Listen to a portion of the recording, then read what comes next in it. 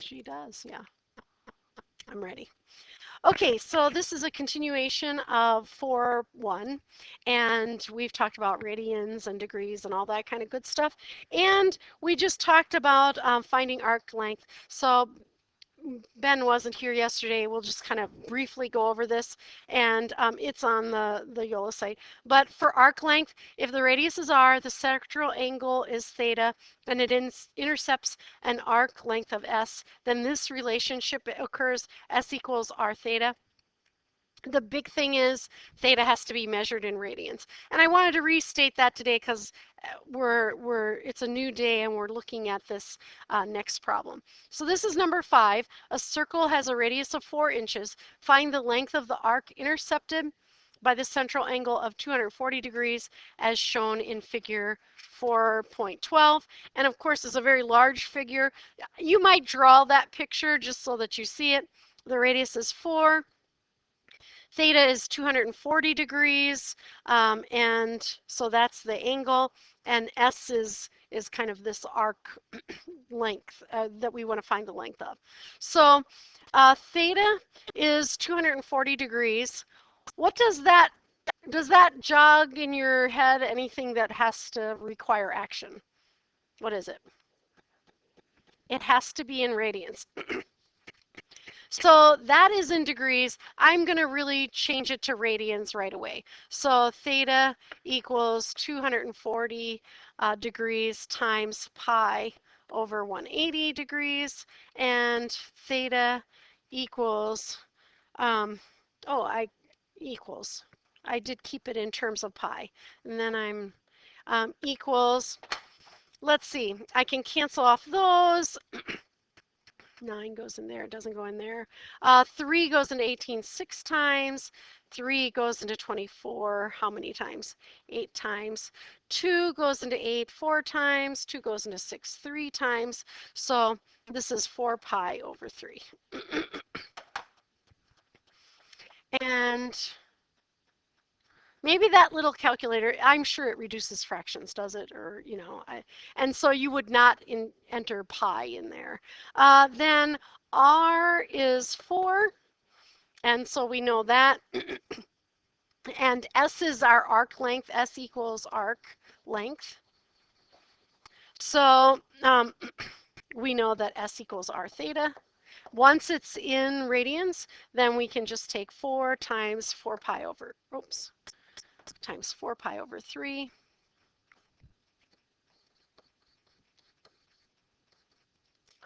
And our exact answer is 16/3 pi, and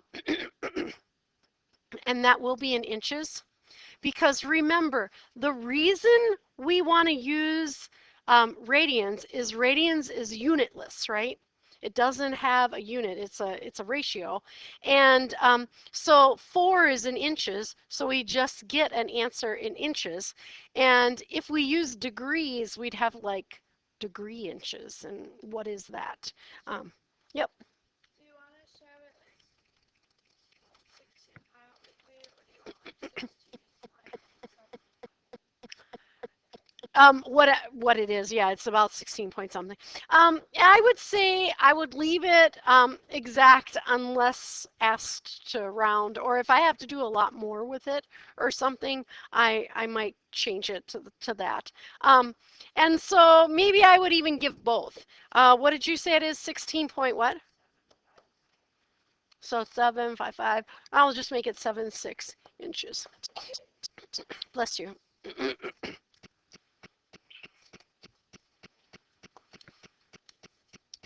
Okay, so then the next part is talking about linear and angular speed. And so let me find that someplace. Okay. So by finding arc length, we can kind of use that to find some of these other things. So linear and angular speed. Consider a particle moving at a constant speed along a circular arc of radius r.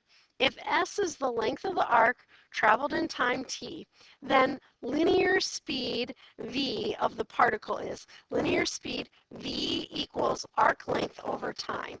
And so That's got a lot of words in it. Oops.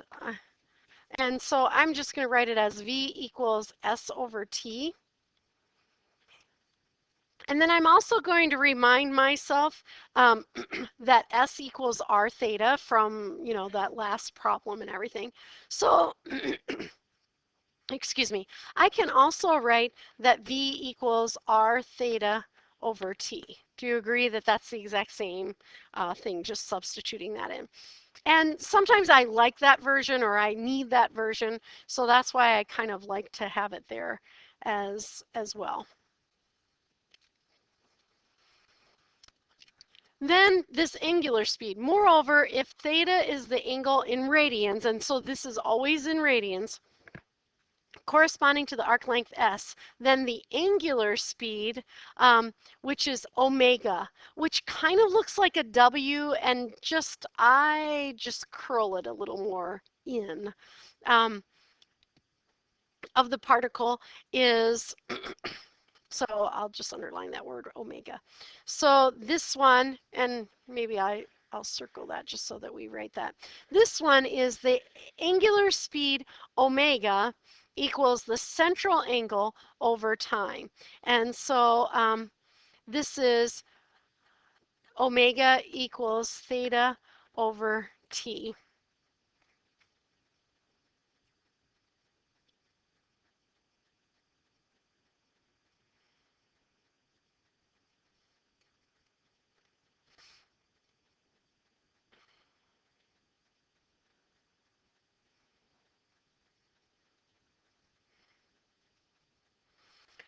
And then I'm going to also notice that if the linear speed is r theta over t and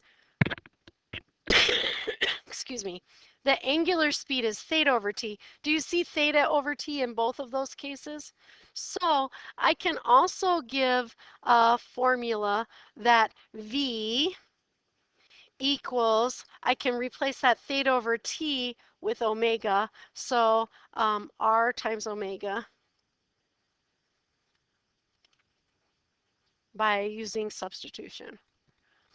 So just, and I just like to write an extra one or so for each of those, just to kind of make sure that I know that there's a lot of relationships there that are kind of intermingled. So this is the motion of a particle moving at a constant speed along a circular path. So that's what we want to kind of remember as we go through this. So now we'll do some problems, and I did not write out the or make a little handout of these, but the second hand of the clock is 10.2 centimeters long. Find the linear speed of the tip of the second hand as it passes around the clock face in centimeters per second.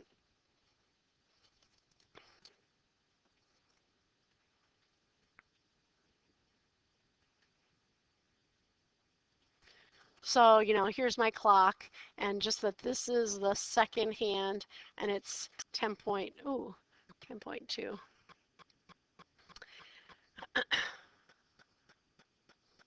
So that's our R, is 10.2 centimeters.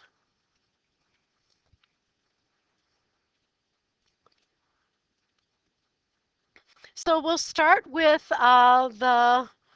the linear speed, and that's all we have to find is the linear speed.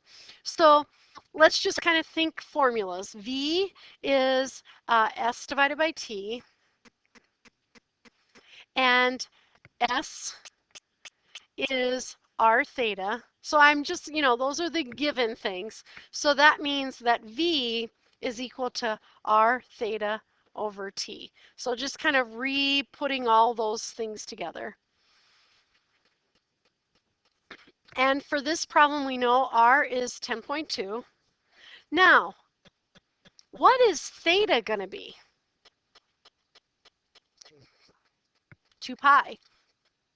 Because it has to be in radians, and we're saying as it passes around the clock face. So it's the whatever hand, second hand. And so it's going to go around one time, or each time it goes around. So that's going to be 2 pi. Oh, I did want to label that as centimeters. And what's time? A minute. And they gave us this little hint here. So it is a minute, but we're going to give it in seconds, 60 seconds, because it's the second hand and it goes around one time in a minute. The little second hand. And it goes around one time in 1 minute. The red one. The red hand. That's the third hand. Oh, no, no, no. It's not the word like stew. Oh, it's the, okay. I know. I knew you were confused, but yeah, seconds, not minutes. Yeah, that's second hand. It's okay. You got it now. So it's all good. Uh, okay. So now we'll just put it all in. I'll go over here. V equals R theta over T. So R is 10.2. And I'm going to put centimeters right in there for a moment, times 2 pi. And again, we see the beauty of using radians over degrees because radians are unitless, over time, which is 60 seconds. And I put those in there just to make sure, yes, it is going to be in centimeters per second. And so then I might actually just rewrite it like this because centimeters per second. And then I can, this one I would just give as a decimal. You know what I mean? Because it's going to be a little mess. That's not. So approximately 1.068 centimeters per second.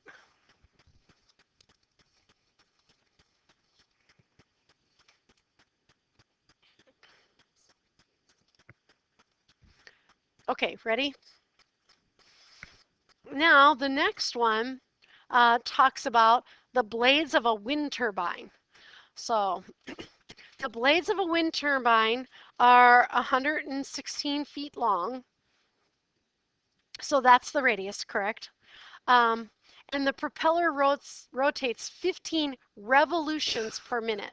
We have to find the angular speed of the propeller in radians per minute, and then we have to find the linear speed of the tips of the blades. So I'll give you a minute to write down whatever you think you have to have um, to be able to do this problem, or to know what this problem is.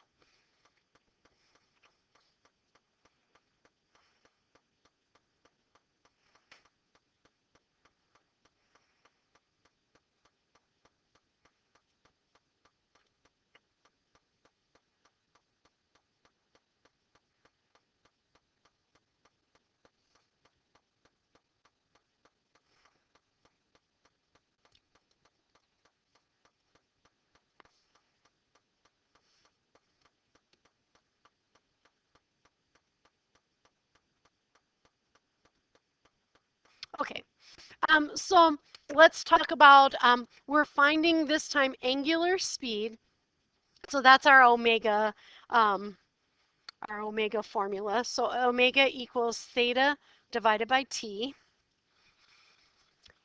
And now think about this is this wind turbine thing. So what is theta?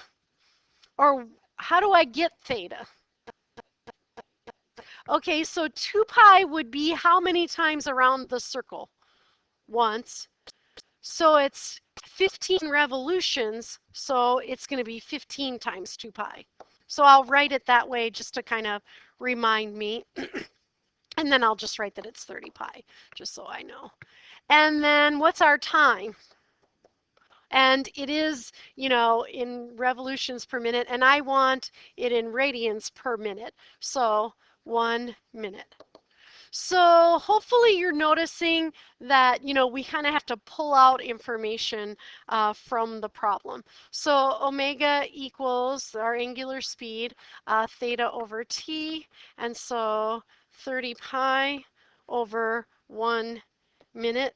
So we can just say this is 30 pi radians per minute because that's what it asked me to give that in, radians per minute. So I'll write it that way. And I could get a decimal if I wanted to. I have another problem, so I'm going to leave it as is to have the exact value in this next part. So now I want to find the linear speed. I'm going to just slide that a little bit there.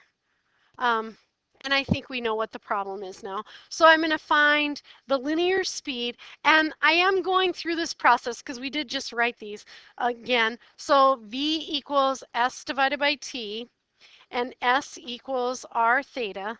So then our preferred V equals R theta over T. And I like to write all three of them because, you know, these are the ones that are given in the book, but then we're kind of putting it together there. So that's linear speed. So let's go over things. I can't see one of those, but what is R? 116 feet. Theta, we already know, 30 pi, right? And T, we already know, right, is 1 minute. Since we had to do two problems, you know, in this one situation, then we know what that is. So now V equals R 116 times theta, 30 pi, over 1. And this is in feet per minute. And again, radians is not is unitless, so that's good. And then I did get an answer. It looks like I went to the nearest whole number. What is it?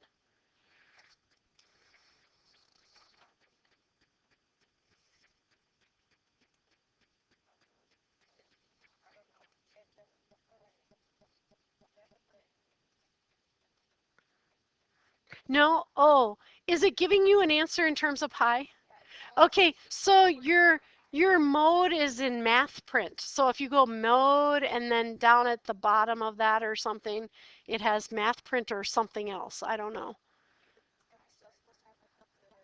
It doesn't matter. That part doesn't matter. It's that whole math print thing, right? Am I right in saying that? In classic. Okay. So if it's in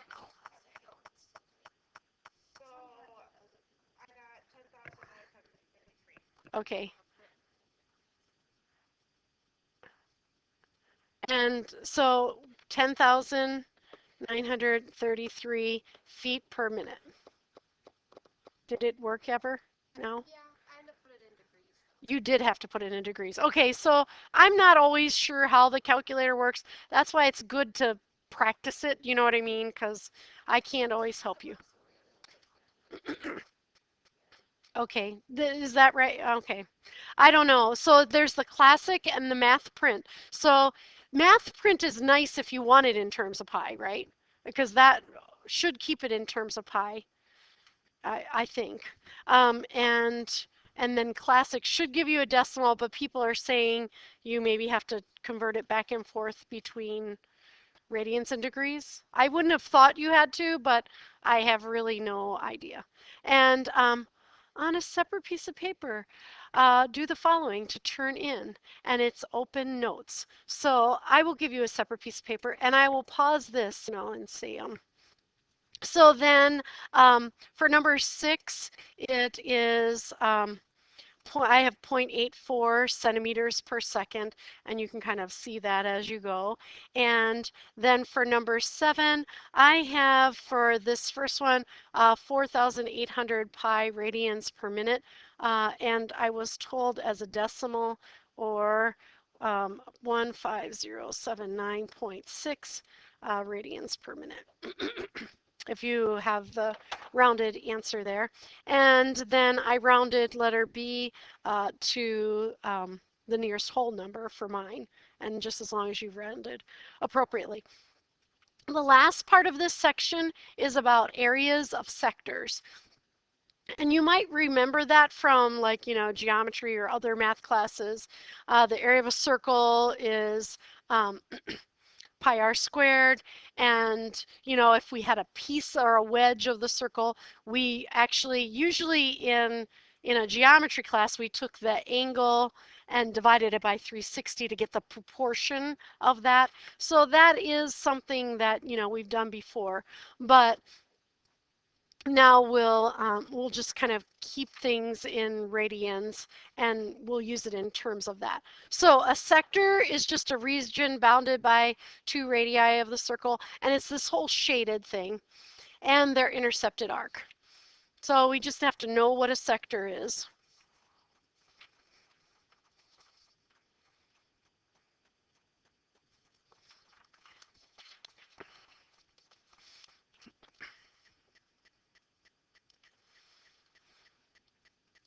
And again, if you use that old like geometry approach, things are a little different than this approach that we're going to use, and that is having um, r is our radius, and our angle theta is going to be in radians.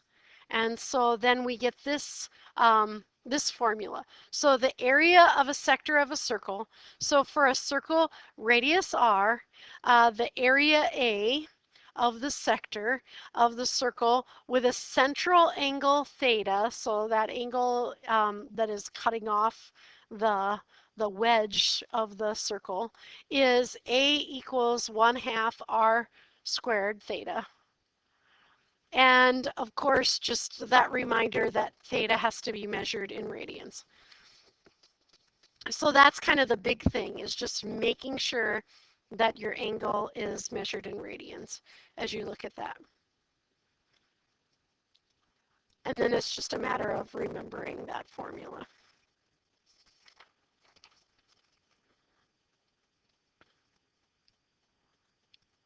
And I only have one more problem, so here it is. Oh, oh. I thought I had it on a different slide. Let me look. Oh, I don't know what I did here. Okay. Well, there it is. I have it actually typed on this set of slides, so I'm not sure where I dropped the ball there. Okay, so here is our last problem, and so write whatever you need to of it. A sprinkler on a golf course fairway sprays water over a distance of 70 feet, and a distance of 40 feet. It says here. Huh. This is even a different problem. And rotates through an angle of 80 degrees. Find the area watered by the sprinkler.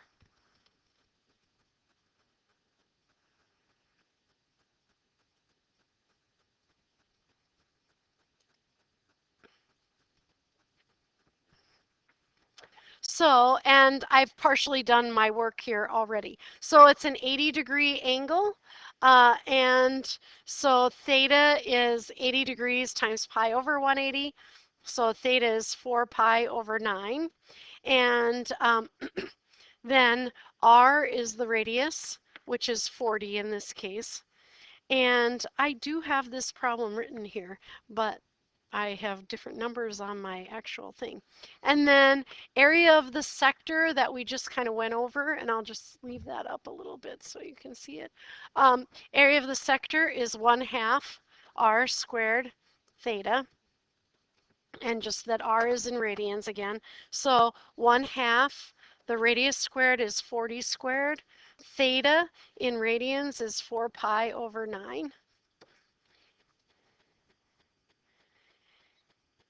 And I actually have, like, that's 1600 divided by 2 is 800 times 4 is 20 or 3200 pi over 9.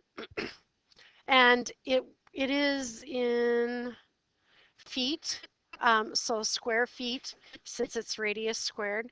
And so that's the exact answer. And then I also rounded it to the nearest whole number. So somebody can tell me what that is, or approximately.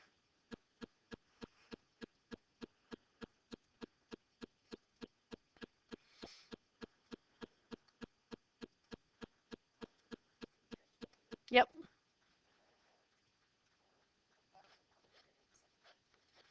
square feet to the nearest whole number. Um, so you can see that. And we're done now with 4-1. The homework check on 4-1 will be on Friday. And tomorrow we'll just move on to the unit circle.